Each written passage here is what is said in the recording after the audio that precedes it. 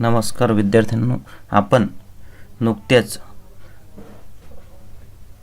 ITI या शैक्षणिक वर्ष 2023-24 साठी ट्रेनी व्हेरिफिकेशन हे नुकतेच लॉन्च झालेले स्किल इंडिया या पोर्टलवरती आपल्याला ITIच्या विद्यार्थ्यांचे ट्रेनी व्हेरिफिकेशन हे करायचे आहे।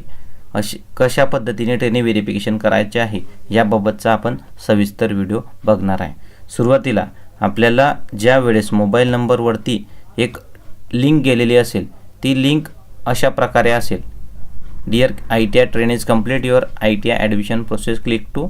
खाली जे लिंक दिलेली असेल ही लिंक वरती आपण क्लिक करायची आहे। क्लिक केल्यानंतर तिथं त्या मोबाईल नंबरवरती लिंक क्लिक करायची। क्लिक केल्यानंतर आपल्याला तो तिथं जो आपला NCVT वरती मोबाईल नंबर रजिस्टर असेल तो नंबर तिथे आपल्याला शो होईल। अशा पद्धतीने हा शो होईल। शो झाल्यानंतर हा नंबर शो झाल्यानंतर कंटिन्यू करायचे आहे। कंटिन्यू केल्यानंतर विद्यार्थ्याला याच नंबरवरती एक OTP जाईल। OTP गेल्यानंतर विद्यार्थ्याने तो OTP तिथे टाकायचा आहे। OTP टाकल्यानंतर आपल्याला पुढे पासवर्ड सेट याबाबत विचारण्यात येईल। पासवर्ड आपण 4 अंक नंबरिंगमध्ये आपण सेट करायचे आहे आपल्या मनानुसार। आपण सेट केल्यानंतर आपण परत कॅन्डिडेट लॉग इन मध्ये जाऊन लर्नर अँड पार्टनर पार्टिसिपेंट यामध्ये जाऊन इथं आपला मोबाईल नंबर टाकायचा आहे। टाकल्यानंतर आपण कंटिन्यू करायचे। कंटिन्यू केल्यानंतर आपण जो पासवर्ड सेट केलेला असेल तो पासवर्ड इथं टाकायचा। टाकल्यानंतर लॉग इन वरती क्लिक करायचे। लॉग इन वरती क्लिक केल्यानंतर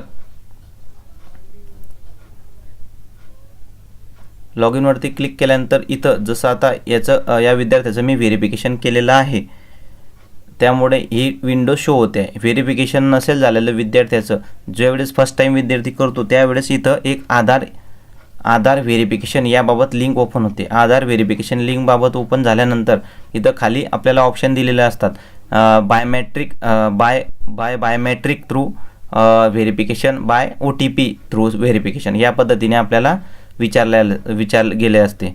तर बायोमेट्रिक थ्रू जर करायचे असेल तर आपण आपल्या जिथे आपण प्रवेश घेतलेला आहे अशाच ITI मध्ये जाऊन आपण आधार eKYC करा। हे कुठल्याही बाहेर प्रायव्हेट सेंटर किंवा कोणत्याही सेंटरवरती आपण eKYC करायची नाही।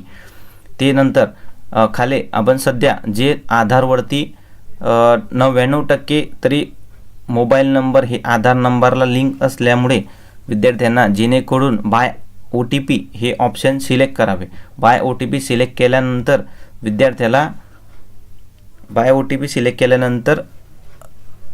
विद्यार्थ्याला पुढे आपला आधार नंबर पूर्ण टाकायचा आहे।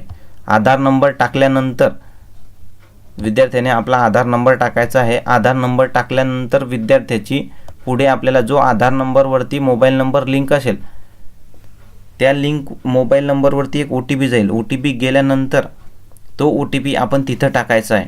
तिथं टाकल्यानंतर आपण तो OTP टाकल्यानंतर 1 मिनिट वेट करायचा आहे। कोणत्याही परिस्थितीमध्ये बॅक किंवा क्लोज करायचं नाही। विंडो क्लोज केल्यानंतर आपल्याला प्रॉब्लेम होऊ शकतो, त्यामुळे शक्यतोवर क्लोज करायचं नाही किंवा कोणत्याही प्रकारची तिच्यामध्ये छेडछाड करायची नाही। ते झाल्यानंतर इथं your Aadhaar KYC is completed असा मेसेज येईल। मेसेज आल्यानंतर आपण कन्फर्मेशनसाठी इथं आपण चेक करू शकतो की इथं आधार KYC झालेली आहे किंवा नाही। तसेच ज्या विद्यार्थ्यांचे लॉग इन झालेला असेल व विंडो शो होत नसेल तर विद्यार्थ्याने युअर आधार KYC वरती क्लिक करायचे। क्लिक केल्यानंतर जे मी सांगितले की आपण बाय OTP बायोमेट्रिक थ्रू आपण तिथे जाऊन क्लिक करू शकतो। क्लिक केल्यानंतर पुढे आपला आधार नंबर टाकायचा आहे। आधार नंबर टाकल्यावर खाली चेक्स बॉक्स येतो, चेक्स बॉक्सला क्लिक करायचे। कंटिन्यू करायचे। कंटिन्यू केल्यानंतर विद्यार्थ्याला एक OTP जाईल। आधार नंबरला लिंक असलेला मोबाईल नंबरवरती एक OTP जाईल। तो OTP तिथं टाकायचा। टाकल्यानंतर कंटिन्यू करायचे, बाकी काहीही करायचं नाही। कंटिन्यू केलं तर 1 मिनिट वेट करायचं। वेट केल्यानंतर आपले आधार eKYC कंप्लीट होईल। त्यानंतर आपण यामध्ये कोणत्याही प्रकारची छेडछाड करू नये व आपले आधार eKYC झाल्यानंतर आपण आपले अकाउंट लॉग आउट करायचे। बाकी यामध्ये कोणतीही छेडछाड करू नये, जेणेकरून आपल्याला अडचण तयार होईल. ठीक आहे, धन्यवाद. व्हिडिओ आवडल्यास शेअर करा, लाईक करा. धन्यवाद.